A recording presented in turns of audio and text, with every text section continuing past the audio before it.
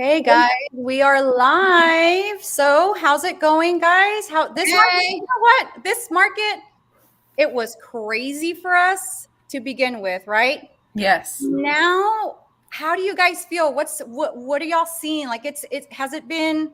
Are y'all still experiencing craziness, or are y'all seeing the change happening? There's a change, all right. There's a change. A change, you, Amanda? Yes, I'm seeing a change as well. Oh my goodness. Yeah, and I'm excited about this topic. I think all of us can agree that buyers have been waiting on something like this to happen, right? Give us a chance, right? They've been signing away everything to be able to win or lose before they can win something. So I think this might be these indicators that we're about to discuss might be some sort of good news, right? For buyers in this market. For buyers, yeah. Sellers, it just depends. But guys, I'm so excited to talk about this topic. I'm going to go ahead and introduce ourselves real quick. We are ATX Homegirls. We are a diverse group of local realtors bringing you guys valuable content about everything real estate. And I'm going to start with Amanda. Amanda, you want to go ahead and introduce yourself? Well, I'm Amanda. I'm a realtor here in the ATX in Austin. I'm an Austinite. I was born and raised here.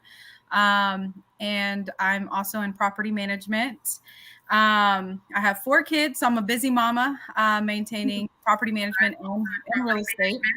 So that's a little bit about me. 4 kids, so I'm a busy mama. Sorry, guys. Just want to make sure we were live. No, you're fine. You're fine. Okay, sorry, guys. Go ahead, Amanda. Finish it, girl. Finish She's it. a badass. So yeah, like I said, I'm a busy mom and just maintaining real estate and property management, just, getting my hands wrapped around fully the market. So it's nice to see, the leasing side as well as the buying side and the seller side. So I kind of see it all. So it's nice. It's nice to be familiarized with the market. Well, it's nice to have you more often. I know. I know you're busy, but we're always thankful that you can come on. And then Keena, go ahead and introduce yourself. Sure. I'm Keena, also originally from Austin. Well, Round Rock, it counts. Yeah, it counts. Yeah, graduated from Texas State University, been a realtor for a few years now, mostly residential, North Austin, but I'll go anywhere at this point. That's all good for me. Exactly. I've got 1 kid at home, and that's pretty much me. Nothing exciting. Yay. It's all exciting. It's because we're living in it right now, right? It's kind of hard to see we're not seeing it from that perspective on overall what we're doing. So thank you, Keena, so much for introducing yourself. And Melissa, go ahead. Hey, guys. I'm Melissa Hudson. I'm from the 4-1 from Southeast Austin, from Antopolis. I've been in real estate for quite a while. I work with buyers, sellers, investors, and I am excited about a little shift here, for mostly because I'm hoping to see more buyers, specifically buyers from Austin owning homes. So for me, this is a welcome change. Although I am listing heavy, I will say that it has been a little bit heartbreaking to see people not be able to get homes when they're credit worthy. They have jobs, they don't need to make $300,000 a year. You can own a home. You don't have to make that much money. And it's been unattainable for a lot of people. So anyway, a little bit, I won't go too far into that because then we're going into our topic, but I have a husband, I have 2 kids, I have a granddaughter, I have 3 dogs and a cat, and everybody knows I have a busy life. I live in Manor now, and I'm pretty rooted here in the community. And I love being part of ATX Homegirls because this is like my favorite time of the month, twice a month to do this with you guys. Yes, me too. Thank you, Melissa, so much. And then, guys, I'm Liza Brazzil. I'm also a native Austinite. Grew up in Montopolis area, 4-1, like Melissa. We didn't know each other back then, but now we do. It's just a small world. I'm old enough to be her mom. I know. Stop it. Stop. But I have also been practicing real estate for almost a decade, and I do service the greater Austin area, helping home buyers and sellers and also investors. But anyways, guys, we are ATX Homegirls. Don't forget to like and subscribe to our channel. We do go live every other Wednesday at 7 p.m. And today's market. is it shifting, right? Is it now a buyer's market? What are we seeing? So let's jump into it and talk about that. So we have noticed, and I think all of us can agree, that it felt almost as if it was an overnight shift. But if anybody's been watching our lives, we have been talking about these indicators. We've been talking about inflated prices, right? The Fed's announcing that they were going to increase interest rates. The interest rate increases happened, right? And that has, that along with other factors has now, we're now seeing that affect the market now. We're seeing homes stay on the market longer, and we're seeing price reductions on the market. We're also seeing, I think, if I remember correctly, we have double the active listings than we did last year now. Oh, yeah. So let's talk about that. Y'all jump in. Let's talk about it.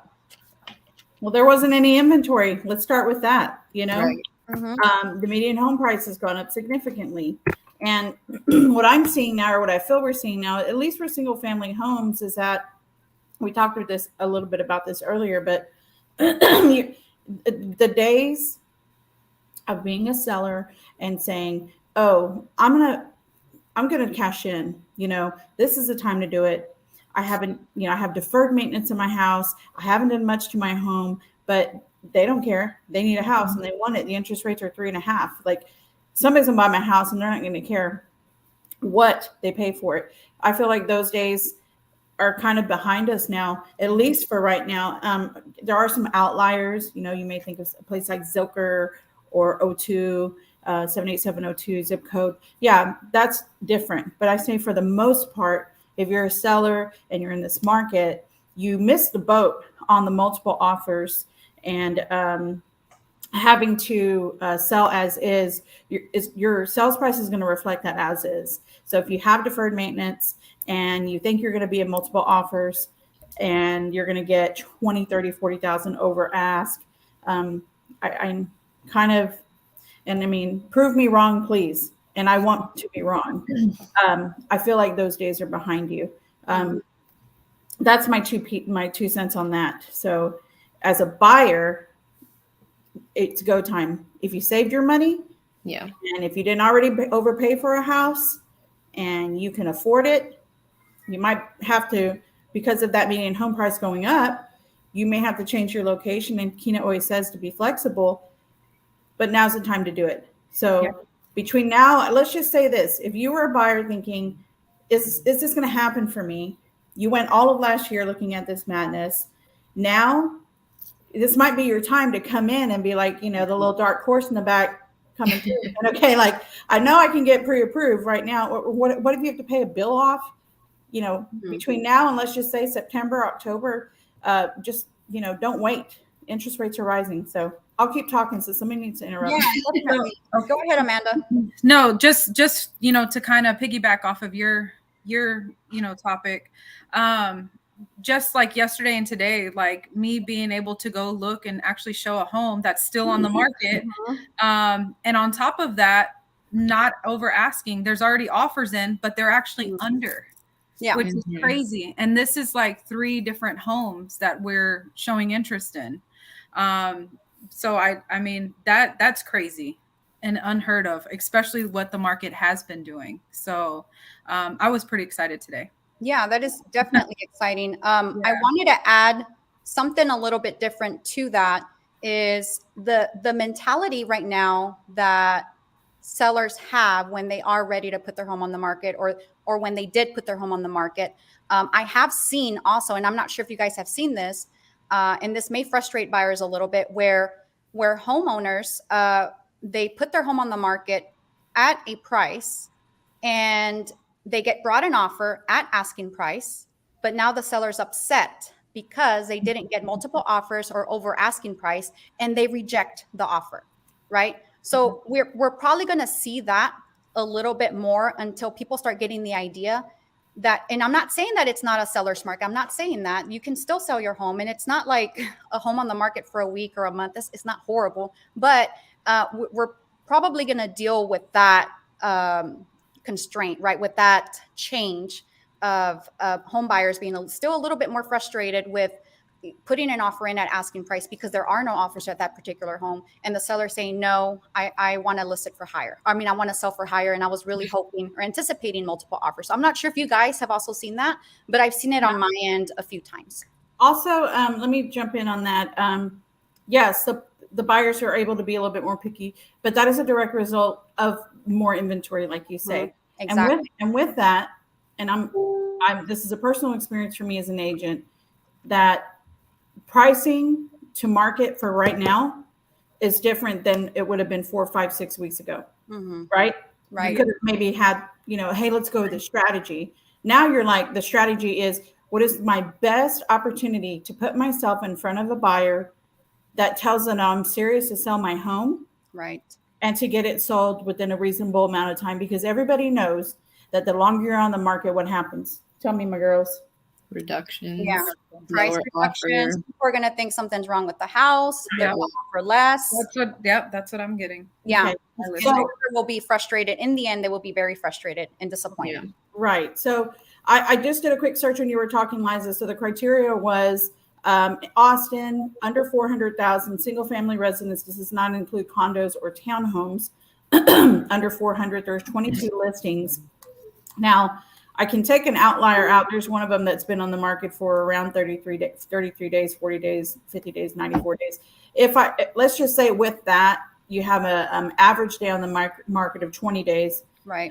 A median day on the market of 8. You guys, we were on the market, our homes were averaging on the market even 2 months ago, 3-4 days. Yep. Sometimes they would sell before they hit the market, and they would go in the MLS for 0 or 1 day. Right. So that tells you that if you're on the market, the average days on the market are longer. It's because sellers are having to wait for that offer, right, to come in. Yeah, exactly. So, and it also, now this doesn't apply for all homes, right? Right. We have homes that are priced, they have a ridiculously good price, right? Almost too good to be true. Almost too good to be true. And yeah, you're going to get multiple offer situation when the comp supported or the comps are actually showing more, and you get those buyers that are in that buyer pool, that price range.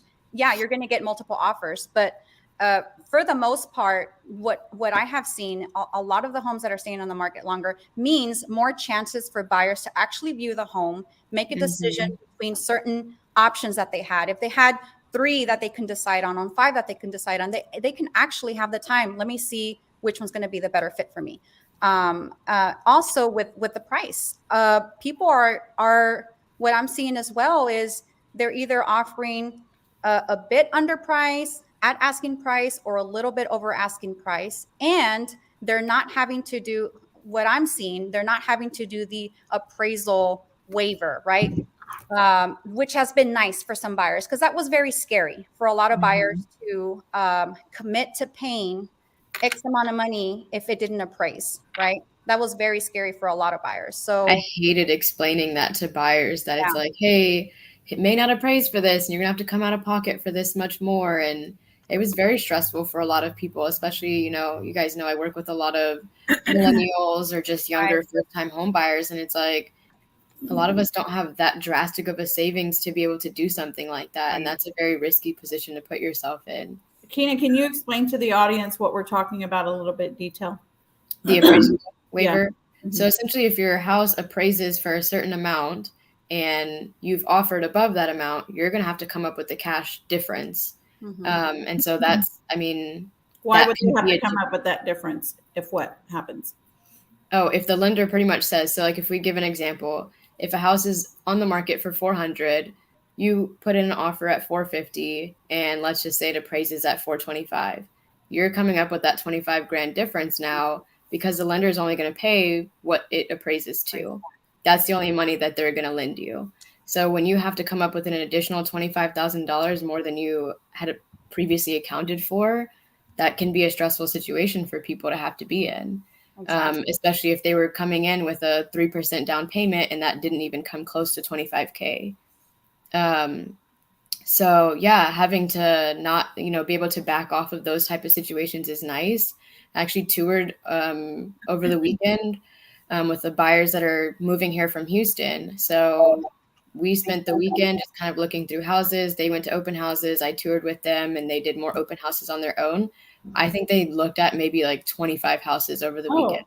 Wow. Insane. You know what I'm saying? Like that was not even a thing. Like there wasn't even that much within your criteria 5, 6, 7 That's weeks just ago. crazy. But Exactly. congratulations, because she got them under contract. They're under That's contract. good. Yeah.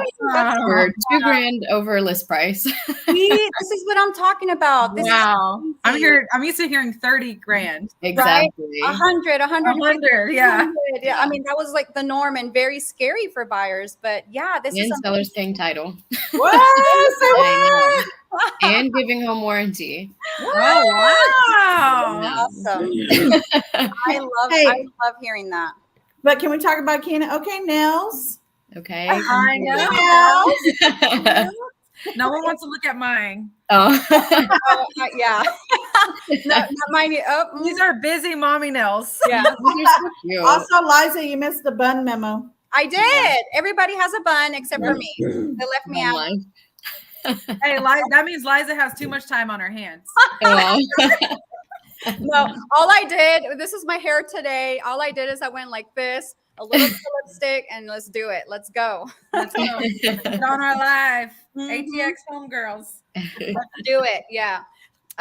Just real quick, I pulled out those outliers of those homes that were on the market, and the homes that are priced.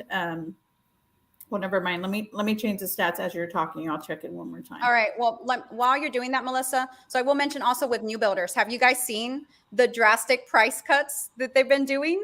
Oh Yes. my God. Well, it's now Awesome. because they probably all that inventory that they couldn't sell. I Yeah. know. Now they're Or- like scrambling. and they're offering incentives as well Yeah. for people to close or get an offer during a certain time. And I'm like, I know. I'm like, Tides are changing. Yep. They're changing. So this is definitely a time to, take the opportunity for buyers. And again, guys, it's one of those things where we are aware that the interest rates are higher. So you have to be mindful of that. But historically speaking, they're still relatively reasonable, right? It's just what we mentioned in our prior lives. We've been so used to high 2s, in the 3s, low 4% interest rates. And now that we're seeing 5s, even 6, depending on what programs you are getting onto on your loan, it's kind of scary for some people, but historically, it's still pretty reasonable. Also, for buyers now, right? Be mindful also of the property taxes. So whatever you see that's on there, whatever the estimated taxes for that property, make sure you double check what it's going to be for you when you do purchase that property, because I guarantee you it's going to be a lot higher.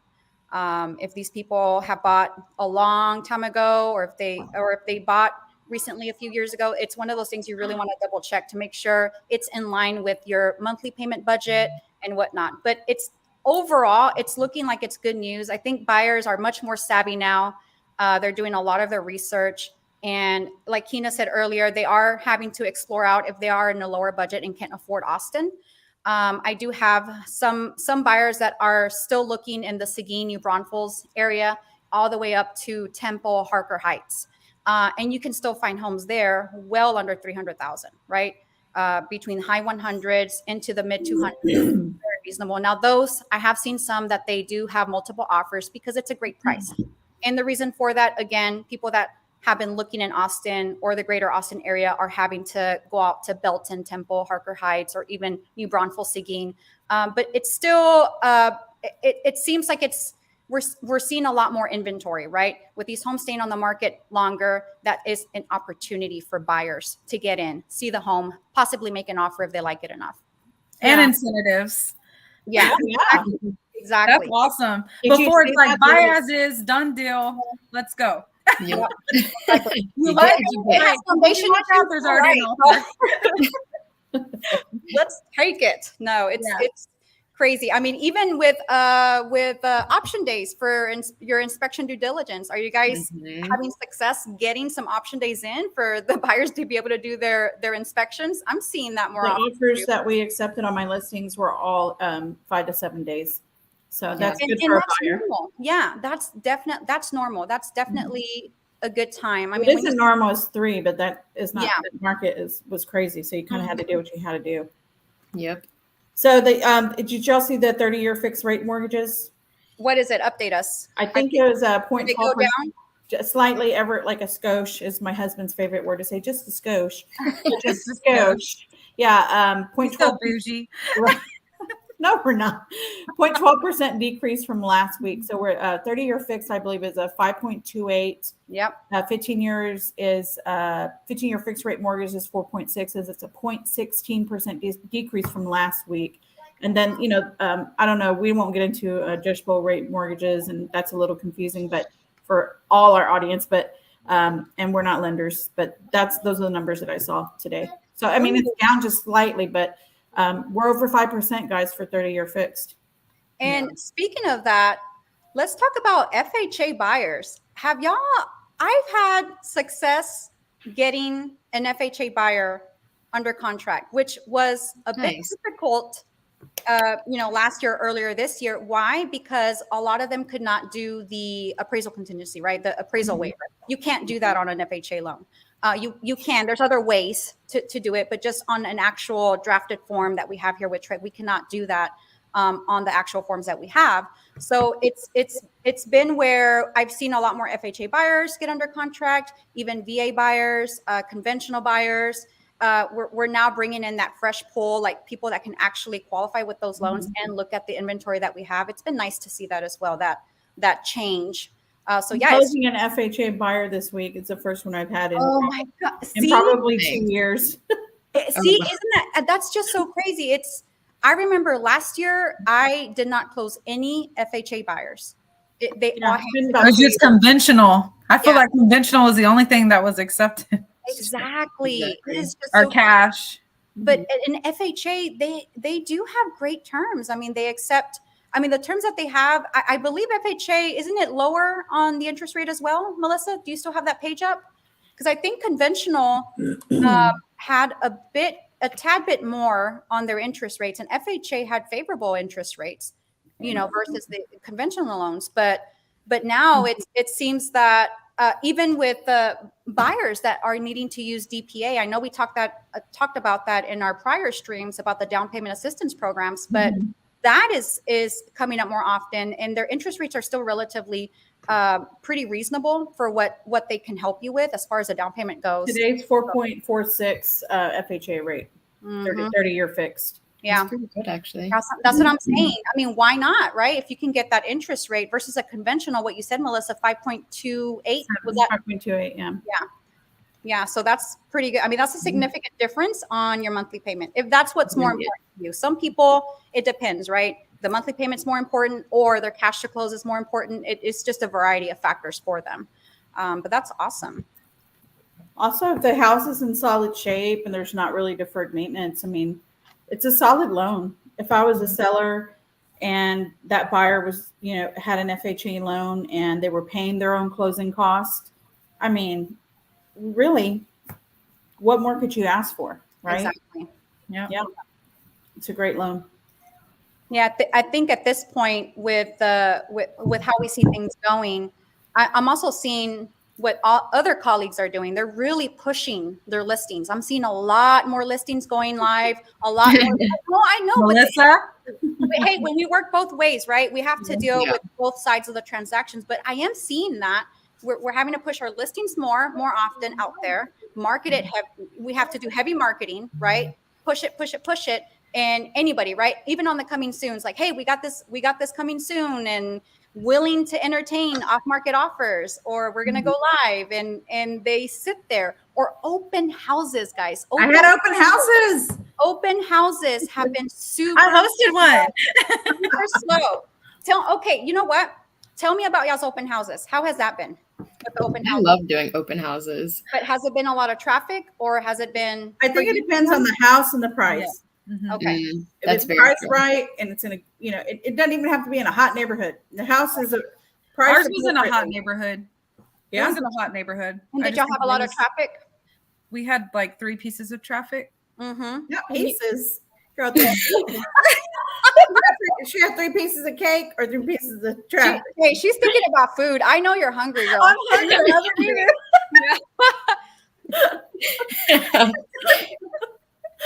Oh shit! Oh, you, can we Keena, test on YouTube? I hope it doesn't. Hey, this is my water, okay? Oh my goodness. Your baby's gonna come after you. She didn't have time to get herself some water. I was like, oh my God, I'm thirsty. Okay, this is my water. Trying to run in the house, trying to make this live. Take what you can get. Well, if there's one thing that happens on this live is we keep it real, folks. Keep it real. Yeah, we don't. We're unscripted, guys. This is all an organic conversation. We didn't talk about, hey, this is what we're gonna say, exactly this or anything like that. Nothing. Everything is live. This is not a pre-recorded session to where we're uploading it. It's a live stream. So go ahead and ask your questions in the comment section if you have any questions, or if you're a buyer, right, and you're kind of wondering what's going on, you're holding off, or what are you doing? Joanne says, so what would be an estimate of how much a first-time home buyer should have ready to use for unexpected out-of-pocket expenses? Let me show that comment. Okay. So it depends on the price. So typically, I think the good rule of thumb, it's going to be your down payment plus, and it depends on the taxes. It depends on what the lender's going to collect for escrow, daily interest, what they're going to charge as well to originate the loan. Typically, it's been anywhere between 3 to 4% on top of your down payment. So whatever that is, multiply that to the purchase price. That's going to be your cash to close for buyers. So let's see if I can do some quick math here. Let's see. Let's base it off. Y'all want to do like 500 just in case? Oh my gosh. Let's do 500. Let's about average. 400. 400. Let's do 400. Let's what do we want to pretend that the down payment is going to be 3 or 5%? 3. 3%. All right. So let's do that. So it's going to be 6%, right? So if you do a 3% down payment plus an additional, we're just going to roughly estimate 3% in closing costs, right? Because that's the escrow, daily interest, origination costs, roughly speaking, $24,000 on a $400,000 home. Bare minimum, right? It could be more depending on, because if the taxes are higher, the lender's going to collect more, right, for your escrow. So yeah, I mean, and if think about it, right? It used to be last year and earlier this year, the end buyer would have to bring a substantial amount of money, not only with their down payment and closing costs that's included with the loan, but also any gap that they had to bridge. So now it's a lot more reasonable, right? It's I don't want to say the normal, but it's back to what people used to be able to bring.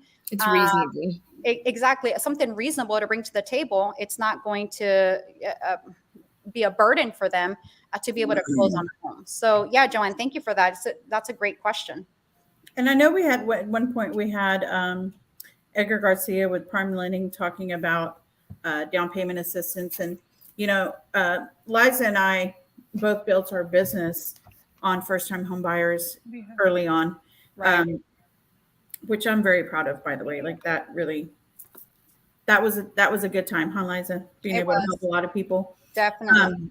So when she's talking about those percentages to Joanne and anybody else who's listening, there are grants, down payment, I call them grants, down payment assistance that will cover the actual down payment. So then you're left to come up with the other percentage of your closing costs. So it is an opportunity and it's still available, and different counties will actually offer more DPA down payment. So it can go up to 5% in some counties.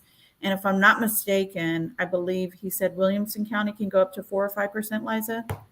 I believe they took away the 5%.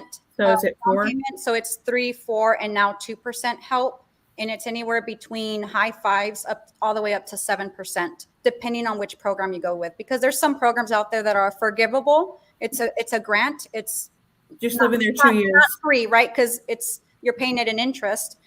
Or you have a deferred lien, 3-year deferred lien that you can get if that end buyer needs help, right? And a lot of them, what I'm seeing, a lot of people are needing that because the prices have increased drastically, right? So they are needing some sort of help to be able to get into a home.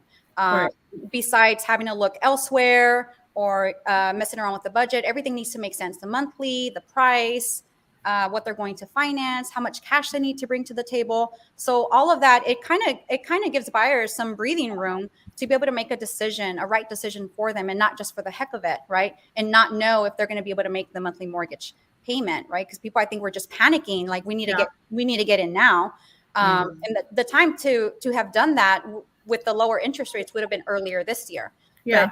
But it did change in April. So, but and on the line with the whole, and just to kind of get it full circle with the down payment assistance. And if you're just joining in, we were discussing how buyers are winning right now, and that the multiple offer days are pretty much behind us for the most part.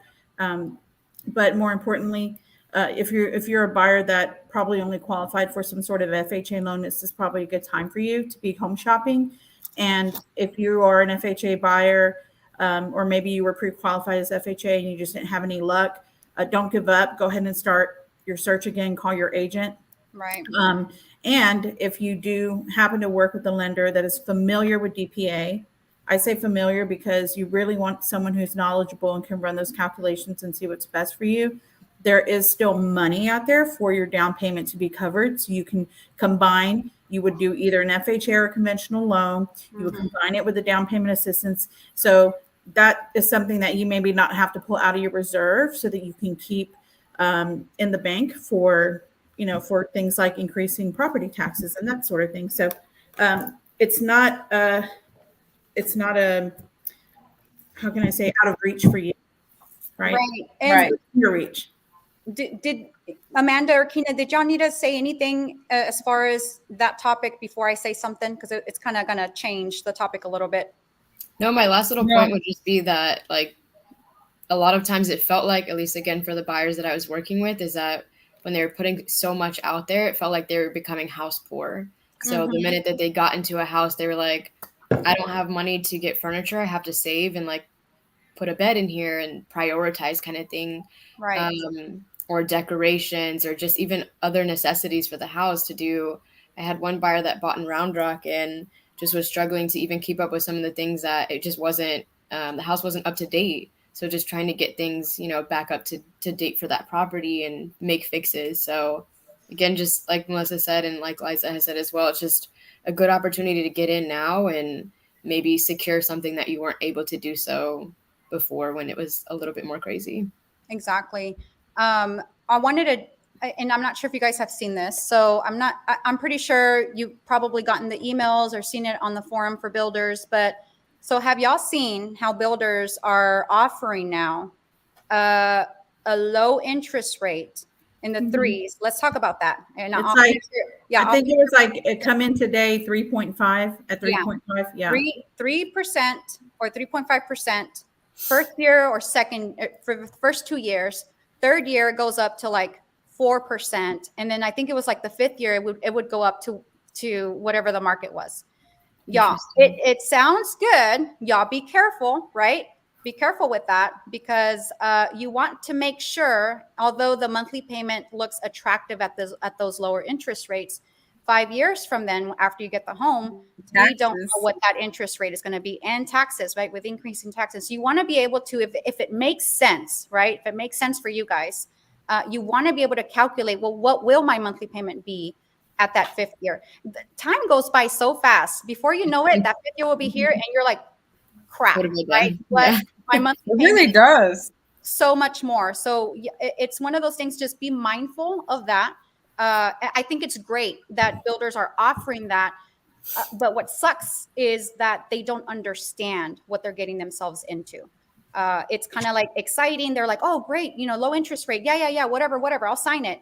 And years later, it really puts them in a bind. So just be careful about that. I'm not sure if you guys have seen that as well, but I thought that was very interesting that they're introducing that because of the inflated prices. They have inventory that's sitting, it's not selling. So they're trying to come up with creative ways to get buyers to buy their inventory, right? So, and they're paying for title policy, and some of them are giving like closing costs beyond that. So I know that they're $6,000 to $12,000. Yeah, is what I've seen. Exactly. Yeah. And I mean, I don't know. I'm old, but I know there was a time when I always say that. Keena always laughs at me. Hey, look, You're when I not old. You're You not don't even old. look old. So every time you I say you're know. old, I'm like, but where? when I was a kid in the 80s, okay, I know that I was just being born. my point exactly. Dang, man. Listen, I know interest rates were insane back then, okay?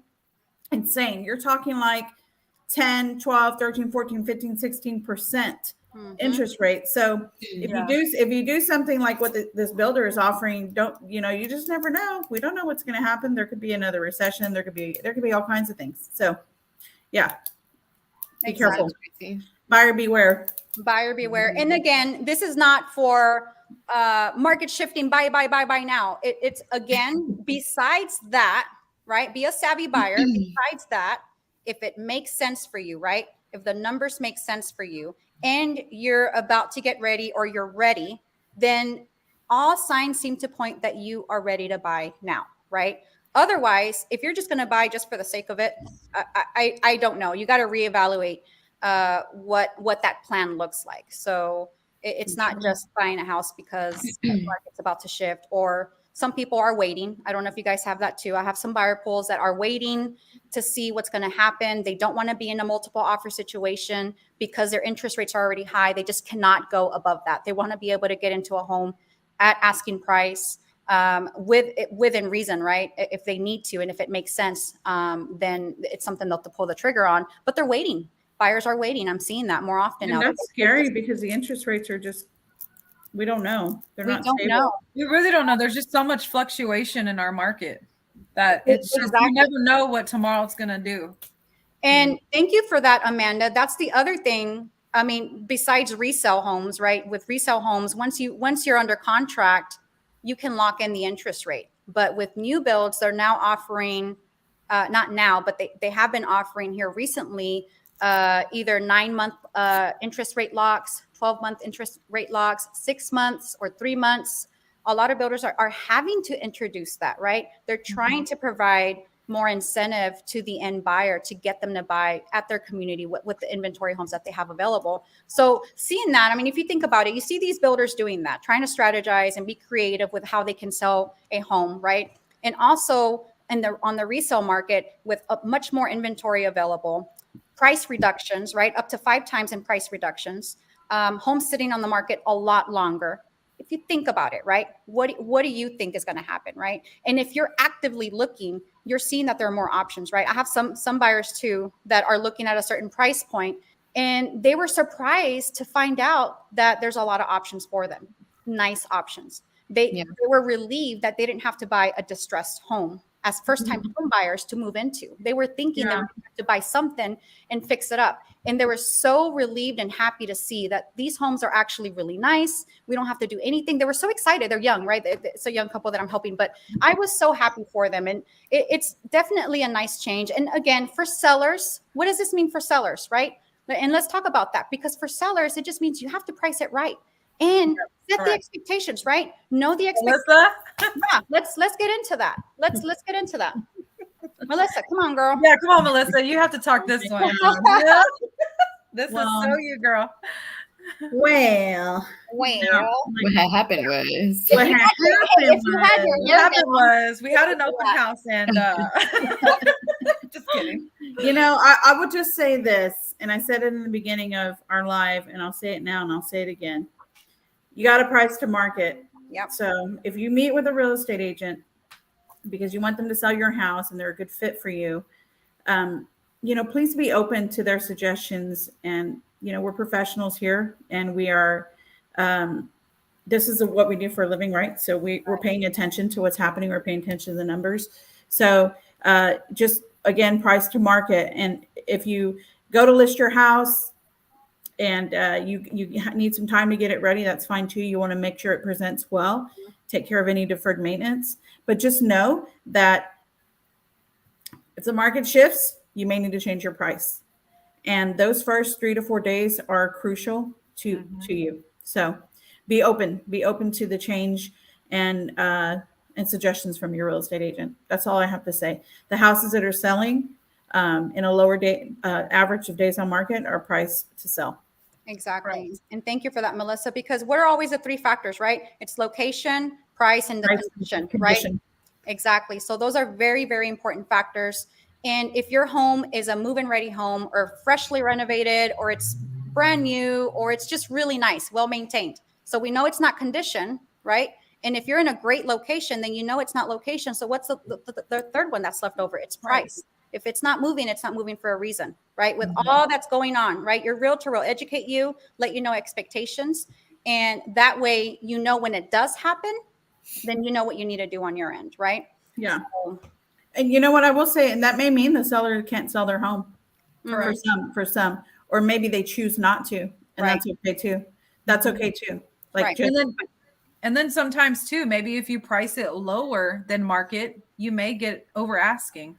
Right. You know, just because it's so low, you might even get a better offer than pricing it right on the money, you know. Exactly. that's a strategy. Those are the strategies I was talking about that, you know, they're risky, I will say, but if you're so low that it's obvious, it's Oh, very well, you know what I mean. and you know you're going to get Yeah. more than ask. But again, that's up to the seller and how they want to gamble that with that, because more and more right now you're seeing that people are submitting offers right at list price and sometimes below. Like Yeah.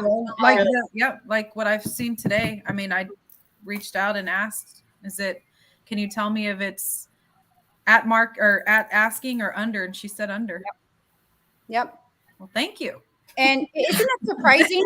I'm surprised she told you. It's so surprising to see that, but you just never know. Look, guys, we got so many realtors in the area, right? And a good one that's representing their seller probably wouldn't say, I got offers under market price, right? But some people don't. Some realtors, no, I'm not bashing on anybody. It's just maybe they don't know and they're trying to get something in. I don't know. Maybe their seller gave them that permission, right, to disclose that information. Mm-hmm. So we really don't know much about the background. But I'm just saying. I mean, that alone helps, right? That's why we ask, right? We ask as when we're acting on the buyer agent side.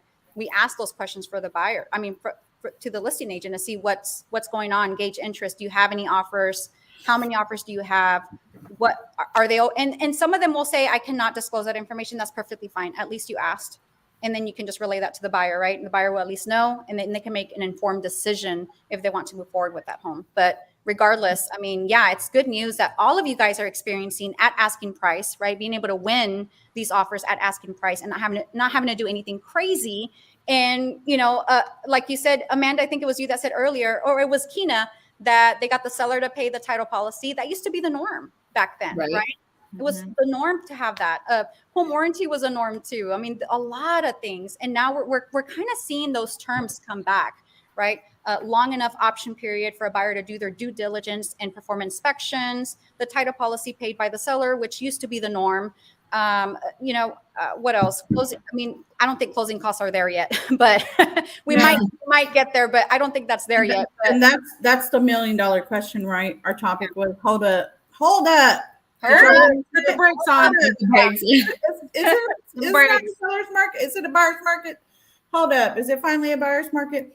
I think, from my perspective, it's still a seller's market. It is still a seller's market for sure. Even by the technicalities of it, it still is. We still don't have the inventory for it to be a buyer's market. Technically anywhere close to a buyer's market.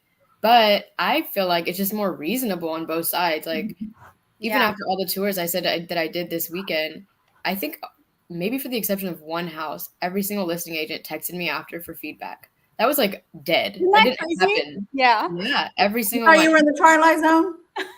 Right. I was like, oh, it went well, blah, blah, blah, telling them everything that went on. But that just wasn't even an offer. They didn't care because someone else was going to offer on it. Someone liked it.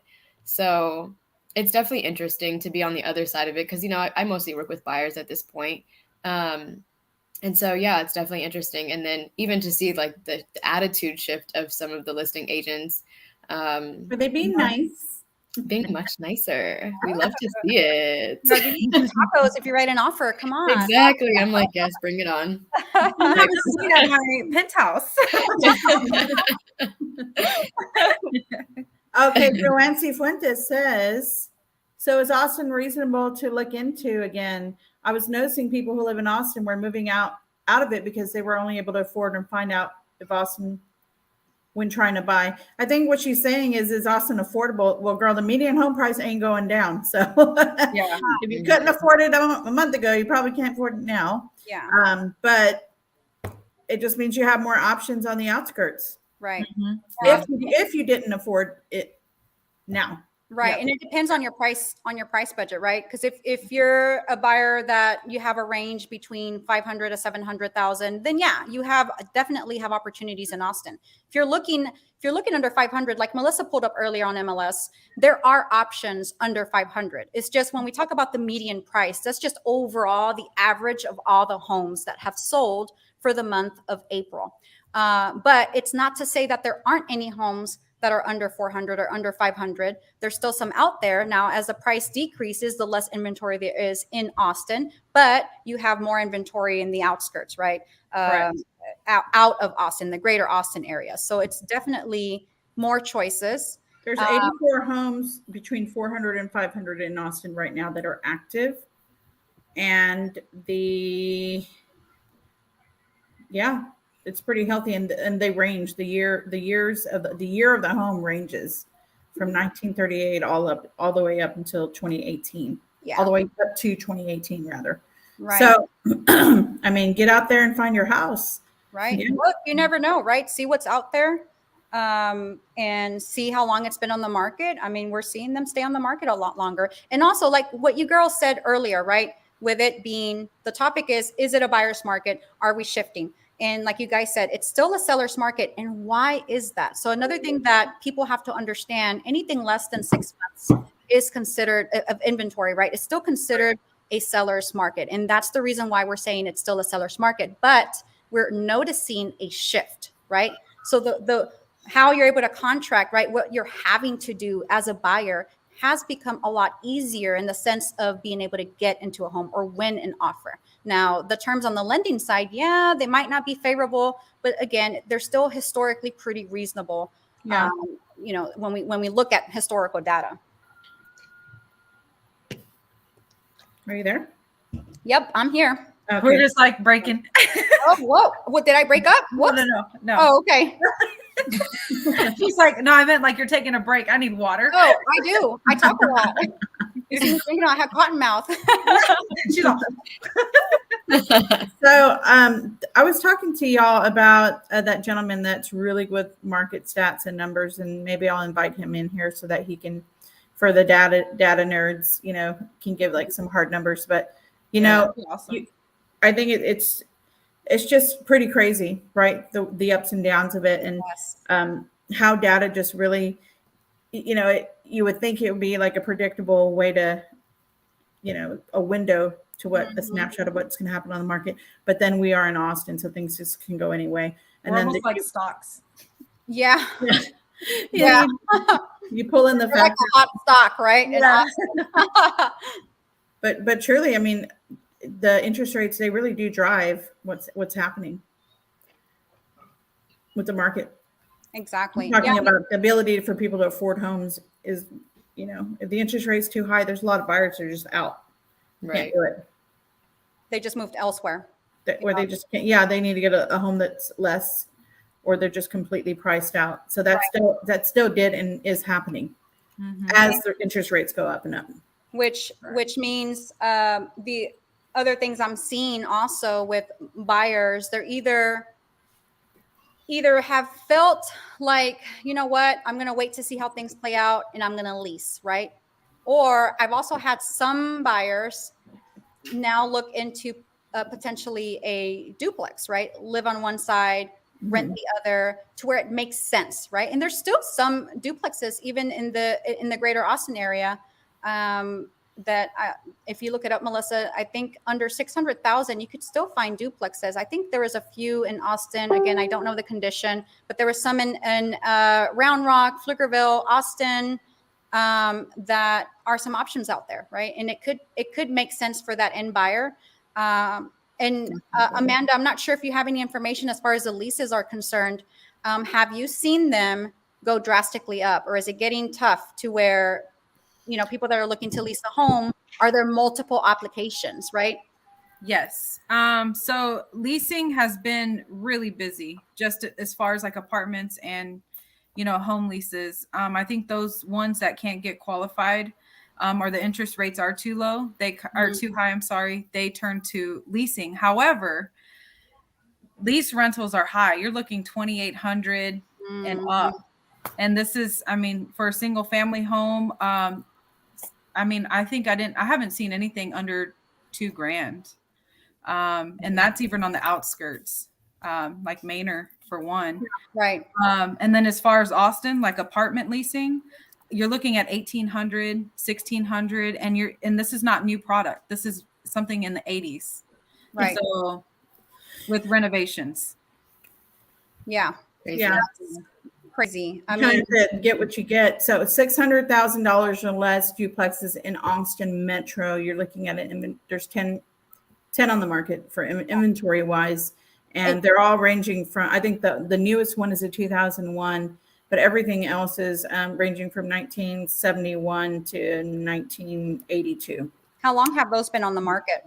The lowest days on the market is 2 days for the one that is a 1982. But there's one on the market. There's 4 under 2 weeks on the market. And then the other ones are over 20 days old. Right. So Yeah, I have 2 clients looking to do exactly what you mentioned, Liza. It's difficult though. Like the condition, the price point, all of it. It's a good idea. I honestly, when I was looking to buy my first house, that's actually what I was going to do. I was going to house hack, live in one, rent out the other side for a deferred maintenance, man. It's like, yeah, it's wild. And I wish I did it back then though. They were I know, right? Back then, well, who would have known, right? We don't know Right. these things. We would have all been doing all kinds of crazy Oh, yeah. things, taking big risks if we really knew what was going to happen. All we can do is look at indicators and to prepare ourselves, right? Because anything could happen at any point in time, but these indicators Absolutely. are pointing to, to what we're seeing here. But yeah, also the property tax rate going up. I can see people selling and dumping their investments or some of their, duplexes and triplexes. yes, I can see them being like, I don't know, if I can't raise this rent, then this may not be worth it for me. Right. And it depends, right? It depends on, like, some investors either bought cash, or if they did get a mortgage on their rentals and it's paid off, then for them, they're kind of weighing out, if it makes sense or not, or do they need the money? Some people are cashing in because they need the cash reserves, right? Because they're uncertain about the market. I'm not talking about just the housing market, but they're uncertain about the market, right? And I lost my train of thought there where I was going with that. Oh, with the property taxes. So the hearings, we don't know, right? Some people have scheduled to go to a hearing to protest their taxes. And that's probably going to go into June, July until that's done. I'm not sure, but we'll see, right? We still have a few more months to see what's actually going to happen. I mean, if they're able to protest and win, then it might just benefit them to just hold on to their houses. Or if they can't, then we're going to see a lot of decisions being made, maybe into the end of the summer, what's going on people putting their house on the market because it's just too high. The taxes are too high. That's been my concern, honestly. That's been my concern is Mine too. getting a listing because they couldn't afford their taxes. That's just, that makes me sad. It does. It makes me sad too. I mean, in the neighborhood that I live in, people's mortgages, they went up $800, $1,000 because they bought last year or this year. And it's really sad to hear that they were first-time home buyers, right? They didn't know, they were unprepared. And it's just really sad to hear that they may have to sell because they won't be able to afford it. So, and so, like, just to piggyback on that topic, I think when a lot of people move into like new builds and communities that aren't stabilized and stuff like that, they do go into a home and then their taxes increase and they're not expecting that $600+ increase because they're not in a stabilized community. So we're just estimating taxes there. And then they have to move. They have to put their house on the market because they just can't afford the taxes, So I just feel like it's always good to be knowledgeable in that aspect of things. You know, sometimes buying a resale home might be a better deal for you, and maybe, make the home yours and, buy it less upgraded, or, just be flexible. Right. Yeah. Right. Keena's word. Right. Know what to expect, the following years, what could potentially happen, so you can actually make a decision, right? What does it mean? Right. It's not just as simple as getting pre-approved, touring a home, winning the offer, and that's it. It doesn't end there, right? There's No. things that happen afterwards that a buyer has to know when they're new homeowners. So that's definitely important, and that's what happened. And the thing is that Travis County has kept their assessed values, appraised values, relatively low, right, compared to what it can sell for. And when they did that massive change this year, I just don't think a lot of people saw that coming. Yeah. Otherwise, it probably would have still been able to keep up with their monthly payments. So nobody saw this coming. I was Yeah, thinking the other day, and if y'all notice this, and this is maybe changing the subject, but we're still kind of in the inventory go talk. For a while there, new construction they weren't putting their stuff in the MLS because they didn't have anything to put in the MLS. Yep. And now with the influx of inventory, I'm like, let me go in there and take out 2022. Yep. And I mean, it's like, whoa, they're putting all their inventory in there. Yeah. You know? Well, yeah. I mean, the thing back then was they wanted to drive people to their sites, right? Do everything off market, which is what they normally do, right? They sell off market. And now I've noticed that too, Melissa. When I looked recently, I think it was earlier today for another client. I'm like, I'm just curious to see what new builds are out there. And there's so many on the MLS. Like, yep, I see you. I see you. There's 25 active listings in Manor, and 15 of those are new construction. Is it Shadow Glen or This is just Manor Market. Yeah. So you have 25 new. Hold on, let me refresh it. It looks like 25 new active listings. 15 of them are new construction, and 19 of those 25 have had a price decrease. Yeah. Yeah. 19 of the 25. That's unheard of. Yeah. Telling you guys, yep, it's happened. No, I'm just kidding. Dun, dun, dun. Dun, dun, dun. It just means There's more definitely a opportunities, change. right? I mean, it's hope out there for buyers. So there's definitely more opportunities for you guys, more inventory, more choices, more flexibility, right? I don't know, and I haven't gotten a chance to look to see what the other builders are still doing. But are they still doing bidding? Did they stop doing that? I think there's a lot of them that don't do them anymore. Okay, because Oh yeah, I thought that was weird. Yeah, DR Horton and Taylor Yeah, Morrison Horton just won't give it up. I don't think. Yeah, it's just crazy. I know. What's crazy is that with one builder, I'm trying to remember the community, but when I went there with my client that came out of town, I was asking him, I'm like, hey, what do you have coming up? I have a client looking, she needs a home. And he was like, yeah, we have this new list of homes coming up for bidding. And he was telling me the prices, right? And he was like, you're probably going to have to offer at least $10,000, $15,000 over asking. And I was like, oh, okay. I just kind of kept my mouth shut. I was like, oh, okay, cool. And my client afterwards, when we left, she was like, why? What's going on? And I'm like, that's how it's been, right? With the market. And unfortunately, we don't know, right? If you really want a home, you put your best foot forward. But now those same homes that they came out with the list on, they're still there. They're still. And I think they were dropping like 7 monthly or less, or 5. And then whoever had the best bid would get the addresses. Yep. That's so crazy. Yeah. So I don't know. Yeah.